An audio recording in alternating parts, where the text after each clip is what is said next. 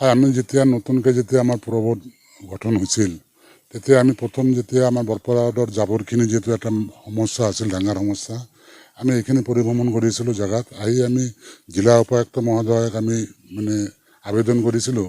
তো জিলা আয়ুক্ত মহোদয়ে আমাক নতুনকৈ এতিয়া 8 বিঘা জেগা বৰপেটা ৰোড পৌৰসভাৰ নামত এলটমেণ্ট দিয়ে আৰু তেতিয়াৰ পৰা আমি বিভিন্ন প্ৰজেক্ট এতিয়া হাতত লওঁ।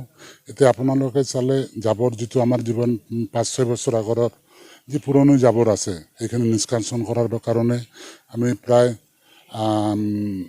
পঞ্চদশ বিত্ত আয়োগৰ টাইট ফাণ্ডৰ SBMৰ ধনৰ ব্যয়েৰে সেই কামখিনি চলি আছে।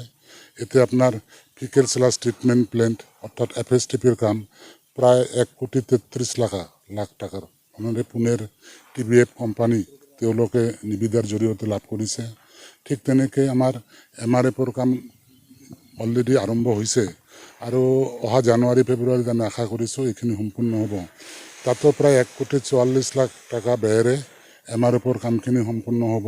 ফিকেল স্লাছ ট্ৰিটমেণ্ট প্লেণ্ট হৈছে আমাৰ মানুহৰ দৈনন্দিন জীৱনত যি ছেফটি টেংক আছে, মলমূত্ৰ আছে, তেওঁলোকক ট্ৰিটমেণ্ট কৰি জৈৱিক সাৰ নিৰ্মাণ কৰা, সেইটো হৈছে FSTP প্লেণ্ট। ঠিক তেনেকৈ MRFটো হৈছে যিমান জাবৰ আহিব বৰপেটা ৰোডত জাবৰখিনি এতে আনি ভাগে ভাগে তাক জৈৱিক সাৰ কৰা বা নিষ্কাশন কৰাৰ ব্যৱস্থা, যাতে বৰপেটা ৰোড চহৰখন জাবৰ মুক্ত হয়, তাৰ কাৰণে বিভিন্ন প্ৰচেষ্টা হাতত লোৱা হৈছে। তাৰ কাৰণে সেই পুঁজিৰে এইখিনি কৰা হৈছে। তাৰ পৰা আপোনাৰ যিখিনি মাটি যিবিলাক ওলাই আছে এইটো জৈৱিক সাৰ হ'ব। জাবৰৰ পৰা, পেলনীয়া বস্তুৰ পৰা জৈৱিক সাৰ আৰু যি প্লাষ্টিকবিলাক যিটো ওলাই আছে এইটো আমি জনামতে তেওঁলোকে শ্বিলঙৰ চিমেণ্ট ফেক্টৰীত তেওঁলোকে লৈ যাব।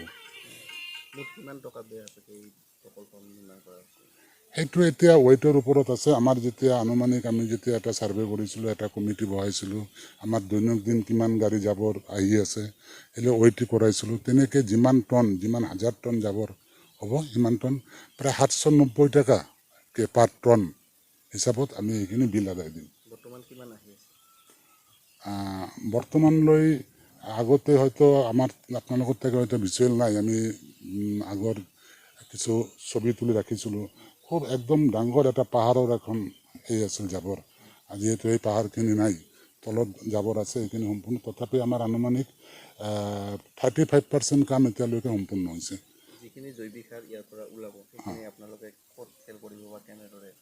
সেইখিনি আমি এনেই চেল কৰাৰ তেনেকৈ ব্যৱস্থা এতিয়া কৰা নাই।